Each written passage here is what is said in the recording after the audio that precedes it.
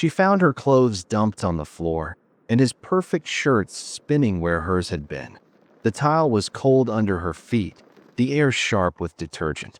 One white blouse lay half inside the basket, a dark boot print pressed into the fabric, still damp, like it just happened. Claire didn't move. She watched the drum turn, the glass fog up, his expensive shirts tumbling like nothing was wrong. The motor hummed, steady, arrogant, endless. Then came his voice from behind her. "Welcome to communal living, sweetheart." He said it like a joke, like this was funny. She looked up. Trent, tall, polished, wearing a smug smile that matched his cologne. He didn't stop. He just grabbed a dryer sheet, tossed it toward her basket, and walked out. The door swung shut, then clicked back open from the draft.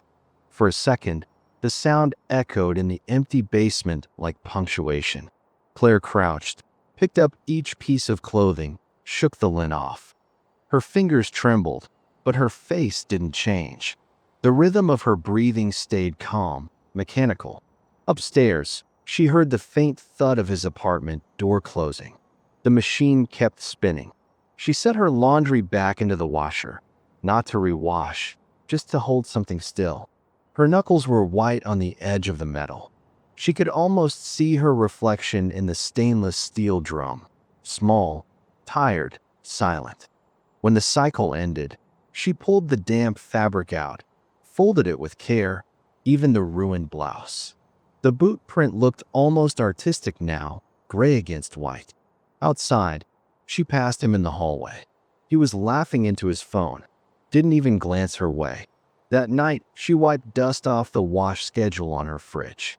Sunday, her slot. Always. She stared at the neat handwriting, then circled next week's date. The pen tip snagged and tore the paper. She didn't smile, but something in her face settled, quiet, clear, and final. All week, she watched him without meaning to. Trent came home at the same time every night. Silver car, loud music, a paper bag of takeout in his hand.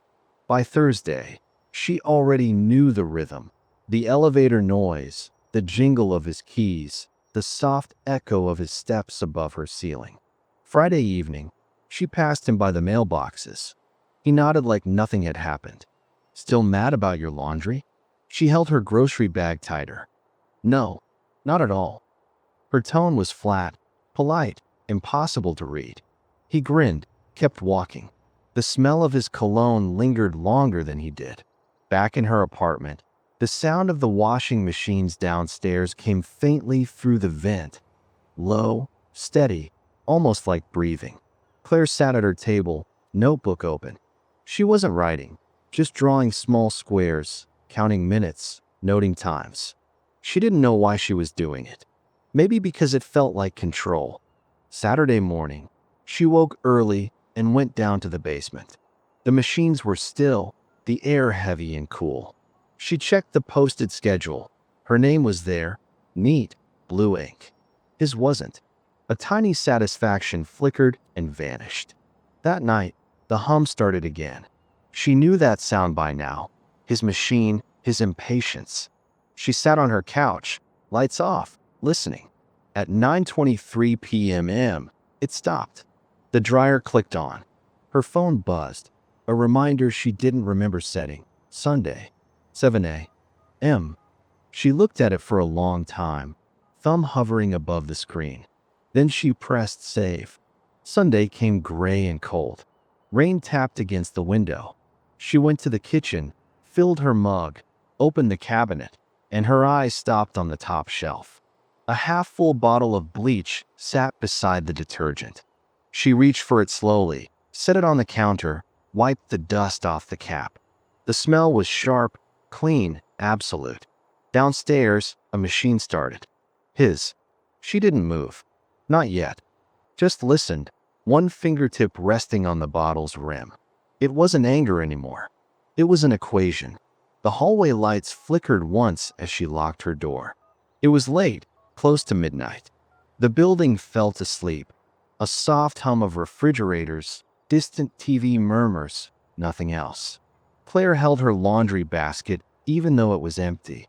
It gave her something to do with her hands. Downstairs, the basement light buzzed faintly. The air was damp, warm from the dryers. She heard water rushing inside one machine hiss. The smell of detergent mixed with the faint sting of bleach from the shelf nearby. Trent wasn't there. He never stayed. His cycles always ran alone. She crouched beside the washer, checked the panel. 23 minutes left.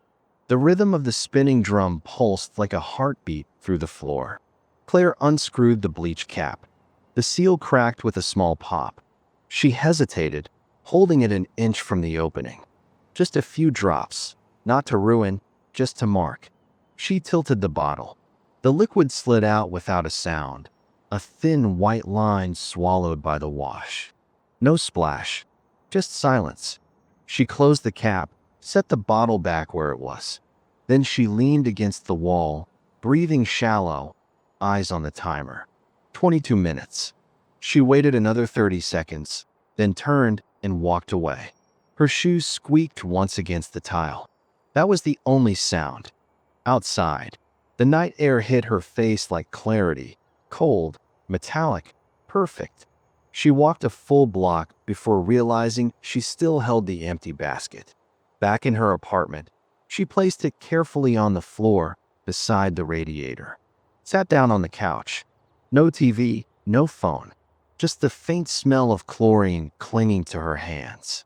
For a moment, she thought about washing them, then didn't. She opened her window slightly. Rain had started again, quiet, almost polite. The air felt lighter now. Somewhere below, a dryer door clanged shut. The sound echoed up through the vents, hollow and final. Claire leaned back, eyes closed. The plan was done. Now it belonged to the world. It started before sunrise. A door slammed, a shout, then another. Claire froze mid-step, coffee mug halfway to her lips. From the vent came his voice, sharp and echoing through the basement. "Who the hell touched my stuff?" The sound carried metal, anger, disbelief. Then the thud of something hitting the dryer door. She listened without moving. The air in her kitchen smelled faintly of bleach. Or maybe it was just memory. Downstairs, a neighbor's voice joined in, half asleep and annoyed. "Trent, it's 6 in the morning, man." He didn't care. "The machine smells like chemicals." "My suits, look at this." A pause. Then laughter. Real, unkind laughter. Not hers, someone else's. That sound hit harder than she expected. Claire set the mug down. The spoon rattled. She felt the quiet spread through her apartment.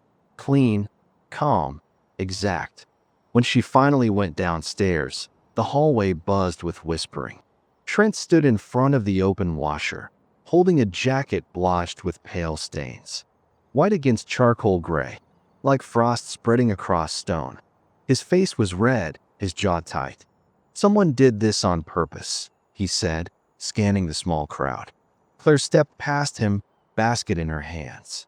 "Morning." He looked at her, searching for something, guilt, fear, anything. Found nothing. She crouched, opened the dryer, and began loading her own laundry. Each movement slow, quiet, unshaken. He opened his mouth to speak, but she got there first. "Maybe read the schedule next time." It wasn't loud, but it landed.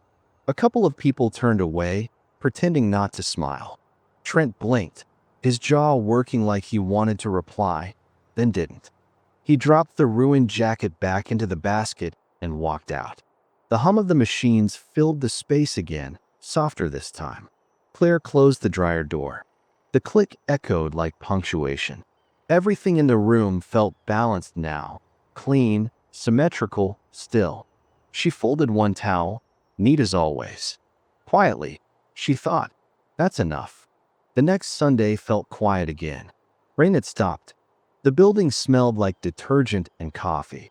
Claire carried her laundry basket down the stairs, the same way she had every week before. The basement light hummed. Machines stood empty, clean. Her slot, 7 to 9, still pinned on the corkboard in blue ink. No one else's name dared touch it. She started her first load, the sound of water filling the drum soft and steady. It felt different now. Not victory, just calm. Footsteps came from the hallway. Trent paused at the door, a stack of clothes under his arm. For once, he didn't cross the threshold. He nodded slightly. She returned it.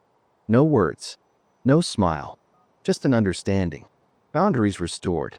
He leaned against the doorframe, waiting. His shirts, new ones, folded neatly, still sealed in dry cleaner plastic. For a moment, he looked smaller, less sure. Claire pulled out her old white blouse. The one with the footprint. Now washed, clean, the stain completely gone. She held it up to the light. It looked new again, not perfect, but hers. The hum of the machine slowed, then stopped. Steam drifted through the air, carrying that faint sharp note of bleach, a smell she'd once hated but now found almost steadying. She folded the blouse, smooth and exact, placed it on top of the pile. Trent cleared his throat, almost spoke, then thought better of it. He waited. She finished. When she walked past him, he stepped aside without a word. The dryer door clicked shut behind her. Same sound as that first morning, only softer now. Upstairs, sunlight spilled across her small kitchen. She placed each folded shirt in its drawer, aligning edges, stacking colors. Order restored, the smallest kind of justice. Outside, a car started. His, probably. She didn't look. The air smelled clean again, like morning. She closed the window halfway and stood still for a moment, hands on the sill, breathing the quiet. Sometimes justice smells like bleach.